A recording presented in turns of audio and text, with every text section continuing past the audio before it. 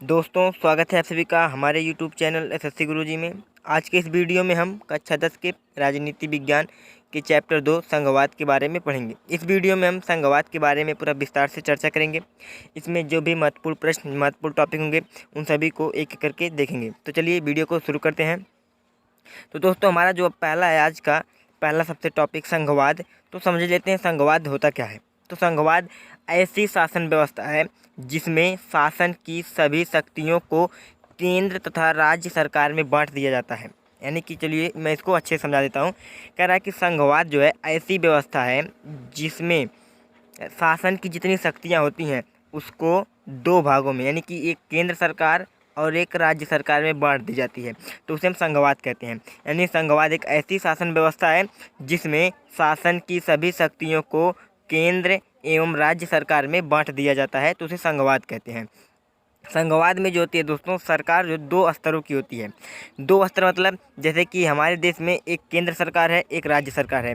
तो केंद्र सरकार को संघीय सरकार कहते हैं और राज्य सरकार को राज्य सरकार ही कहते हैं।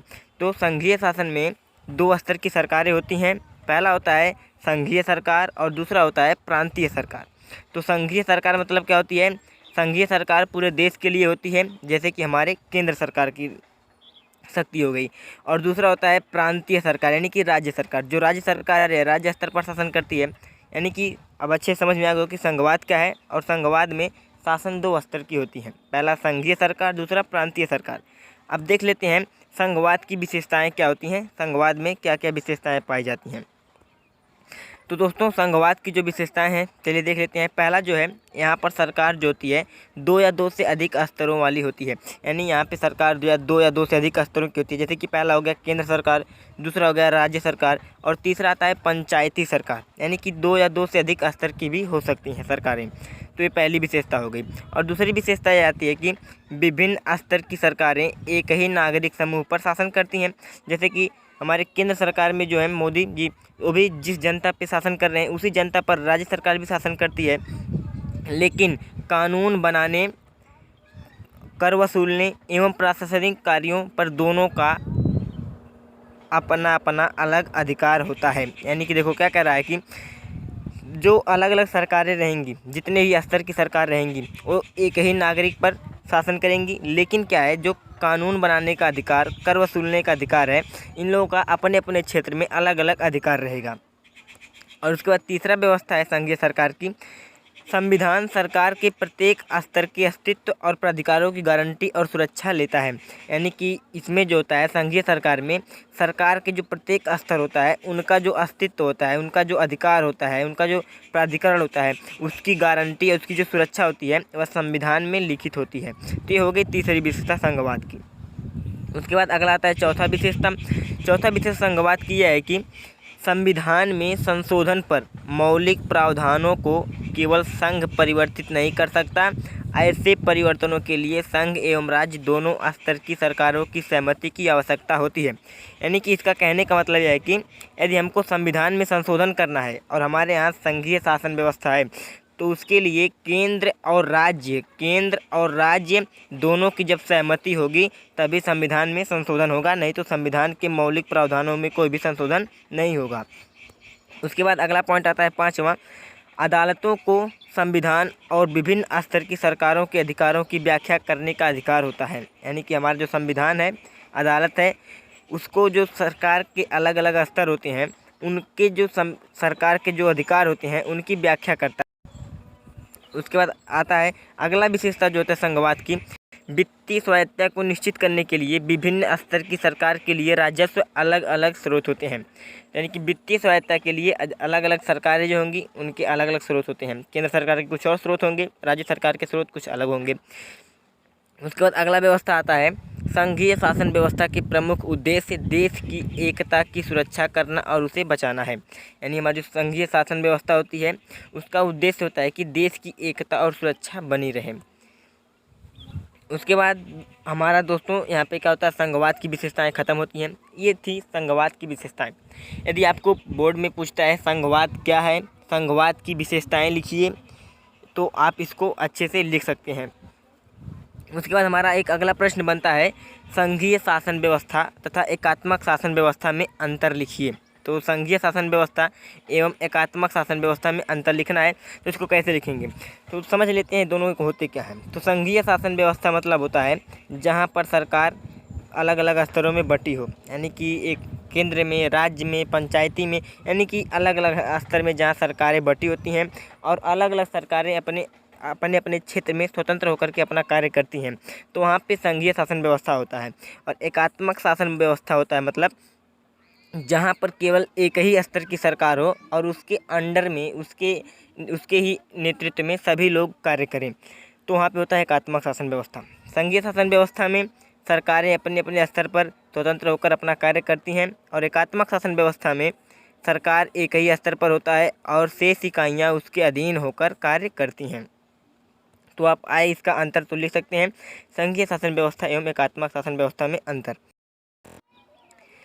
अब हम पढ़ते हैं त्रिस्तरीय शासन व्यवस्था क्या है, इसको किस किस प्रकार की शक्तियाँ प्राप्त हैं, किस किस प्रकार के इसके दायित्व हैं। चलिए देख लेते हैं इसको भी। तो त्रिस्तरीय शासन व्यवस्था क्या है।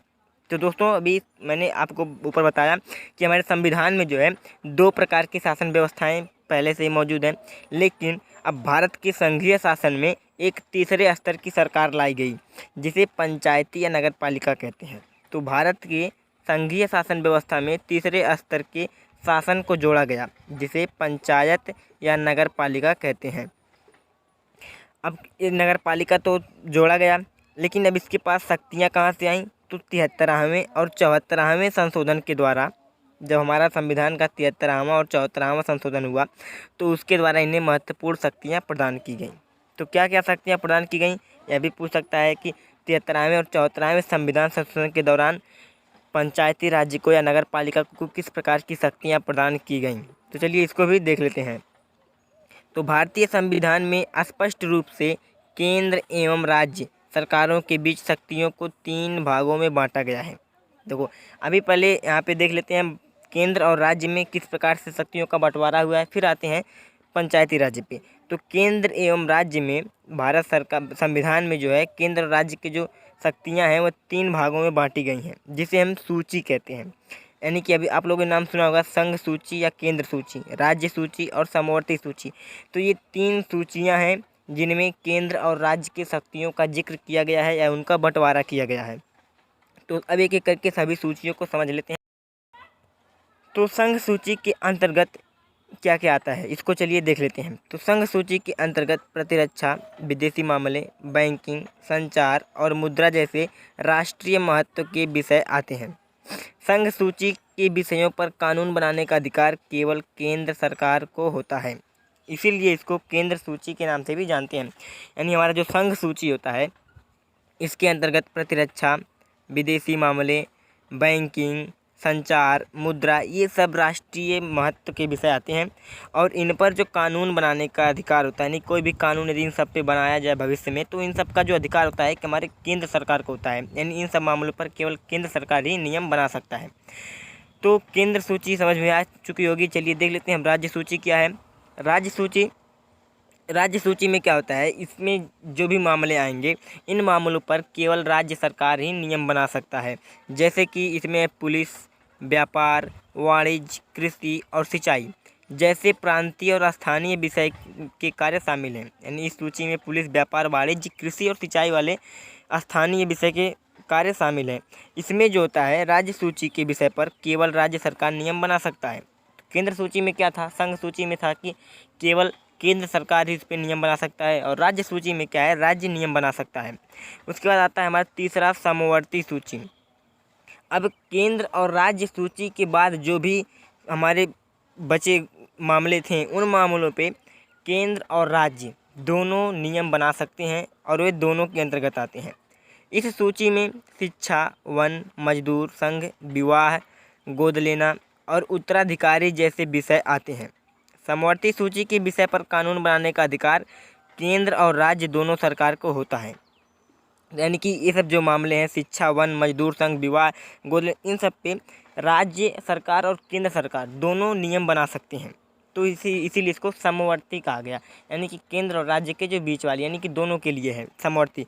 लेकिन कभी कभी ऐसा होता है कि ऐसा कोई नियम हो, मान लेते हैं शिक्षा का, तो शिक्षा पर राज्य सरकार कुछ नियम ला रहा है और केंद्र सरकार नियम ला रहा है, तो दोनों जब नियम लेकर आ रहे हैं तो मान्य किसका होगा। तो इस स्थिति में यदि एक ही कानून पर दोनों राज्य और केंद्र दोनों काम करें और दोनों ही उसको पारित करें, तो ऐसी स्थिति में होता है कि संविधान कहता है कि इसमें जो हमारे केंद्र सरकार का जो नियम होगा, जो कानून होगा, उसी नियम कानून को लागू किया जाएगा। उस समय राज्य सरकार के नियम और कानून को रद्द किया जाएगा। यानी कि समवर्ती सूची के अंतर्गत तो राज्य केंद्र दोनों कर सकते हैं, अपना निर्णय ले सकते हैं, लेकिन जब दोनों में टकराव हो जाए राज्य और केंद्र में, यानी कि दोनों लोग उस पर नियम और कानून बनाएं, तो राज्य सरकार का उसमें नियम रद्द कर दिया जाएगा और केंद्र सरकार के नियम को मान्य किया जाएगा। उसके बाद आता है हमारा अगला, भारत में विकेंद्रीकरण। जब भारत में विकेंद्रीकरण हुआ तो अभी यहाँ पे पंचायती राज्य का जिक्र होगा। तो विकेंद्रीकरण क्या होता है? विकेंद्रीकरण होता है मतलब कि जब हमारे केंद्र और राज्य सरकार की जो शक्तियाँ होती हैं, उनसे कुछ शक्तियों को लेकर के किसी स्थानीय निकाय को दिया जाता है, किसी स्थानीय सरकार को दिया जाता है, तो उसे सत्ता का विकेंद्रीकरण कहते हैं। यानी कि जब केंद्र सरकार एवं राज्य सरकार से शक्तियाँ लेकर के स्थानीय सरकार को दी जाती हैं, तो इसे सत्ता का विकेंद्रीकरण कहते हैं। तो सत्ता का विकेंद्रीकरण क्यों किया गया? तो इसके जो पीछे का जो सोच है या जो कारण है वह है कि अनेक मुद्दों और समस्याओं से निपटारा स्थानीय स्तर पर ही बेहतर ढंग से किया जा सकता है। यानी कि ऐसा माना जाता है कि जो देखिए हमारे गांव पर कस्बों में जो कुछ भी समस्याएं या कठिनाइयां होंगी, उन सब पर केंद्र या राज्य सरकार उतने अच्छे से निर्णय नहीं कर पाएगा जितना हमारे आसपास का कोई एक व्यक्ति कर सकता है, हमारे आसपास की जो सरकारें कर सकती हैं। तो इसीलिए क्या किया गया, केंद्र और राज्य सरकार से कुछ शक्तियों को लेकर के एक स्थानीय सरकार को दे दिया गया। यानी कि जैसे कि हमारी यहीं पर आ गई पंचायती राज्य, तो केंद्र और राज्य से शक्तियाँ लेकर के पंचायती राज को दे दी गई कि मतलब पंचायती राज जो है कुछ अनेक ऐसे मुद्दे हैं जो कि सबसे अच्छा निपटारा वो कर सकती हैं। तो इसीलिए सत्ता का विकेंद्रीकरण किया गया। तो इसी को क्या कहा गया, सत्ता का विकेंद्रीकरण, जब केंद्र और राज्य से शक्तियाँ लेकर के स्थानीय शासन को दे दी गई। तो यदि आपसे पूछ ले कि सत्ता का विकेंद्रीकरण क्या है, इसको पीछे का महत्व बताइए, इसको करने की क्या उदाहरण थी, तो आप इसको अच्छे से बता सकते हैं। उसके बाद आता है स्थानीय सरकार। अभी हमने बताया कि जब केंद्र और राज्य से शक्तियाँ लेकर के किसी स्थानीय सरकार को दे दी जाती है, तो ये स्थानीय सरकार कहाँ से आ गई, अब चलिए इसके बारे में पढ़ लेते हैं। तो स्थानीय सरकार क्या थी? तीसरे स्तर की सरकार को स्थानीय सरकार कहते हैं। अभी हमने ऊपर पढ़ा था पंचायती राज जो तीसरे स्तर की सरकार थी, तो इसी को स्थानीय सरकार भी कहते हैं। स्थानीय सरकार के अंतर्गत गाँव में ग्राम पंचायत और शहरों में नगर पालिका जैसी संस्थाओं की स्थापना की गई स्थानीय सरकार में। उसके बाद 1992 से पहले स्थानीय सरकार को सीधे राज्य के नियंत्रण में रखा गया तथा इसके पास अपना कोई भी अधिकार नहीं था। तो 1992 के पहले क्या था कि जो हमारे स्थानीय सरकार थी, नगर पालिका थी, ग्राम पंचायत था, ये सब सीधे राज्य के नियंत्रण में था। यानी कि राज्य जिस तरह से इनको घुमाता, जिस प्रकार से इनको चाहता, उस प्रकार से इनसे अपने कार्य को कराता। लेकिन जब 1992 में संविधान संशोधन किया गया, तो 1992 जब संविधान संशोधन किया गया तो स्थानीय शासन व्यवस्था को अधिक शक्तिशाली और प्रभावी बना दिया गया और इसी वर्ष इसे संवैधानिक दर्जा भी दिया गया कि इसको एक संविधान में दर्ज किया गया कि स्थानीय शासन भी कोई एक शासन है, इसका अपना अधिकार होगा। तो चलिए अब देखते हैं कि जब वर्ष 1992 का संविधान संशोधन हुआ तो स्थानीय शासन को या स्थानीय व्यवस्था को क्या क्या अधिकार मिले और क्या क्या उसको शक्तियाँ मिली। तो आपसे यह भी बोर्ड में पूछ सकता है कि 1992 संशोधन के बाद स्थानीय शासन में क्या क्या बदलाव किए गए या क्या क्या प्रावधान किए गए या किस प्रकार की शक्तियां प्रदान की गई। तो कोई भी प्रश्न पूछे आप इसका जवाब लिख सकते हैं, जिस प्रकार से भी हम यहाँ पे डिस्कस करेंगे। तो देखिए संवैधानिक दर्जा देने के बाद निम्नलिखित प्रावधान किए गए, यानी कि स्थानीय शासन को संवैधानिक दर्जा देने के बाद निम्नलिखित प्रावधान किए गए। अब क्या क्या किए गए चलिए देख लेते हैं। तो पहला ये किया गया कि स्थानीय स्वशासन निकायों के चुनाव नियमित रूप से कराना संवैधानिक बाध्यता हो गई। पहले क्या था, जो कोई भी गांव का प्रधान बन जाता था तो वैसे तब तक बना रहता जब तक राज्य सरकार के ऊपर से कोई दबाव या प्रेशर नहीं आता था। तो अब क्या किया गया कि इसको जब संवैधानिक दर्जा दिया गया 1992 के संशोधन के दौरान, तो इसको क्या किया गया कि इसका जो चुनाव हो गया ये नियमित रूप से कराया जाने लगा कि इतने वर्षों बाद, जैसे कि अब तो 5 वर्ष हो गया, तो 5 वर्ष बाद इसका लगातार चुनाव होगा। उसके बाद क्या किया गया, दूसरा संशोधन, स्थानीय स्वशासन निकायों के निर्वाचित सदस्य तथा पदाधिकारियों के पदों में अनुसूचित जातियों, अनुसूचित जनजातियों और पिछड़ी जातियों के लिए सीटें आरक्षित की गई।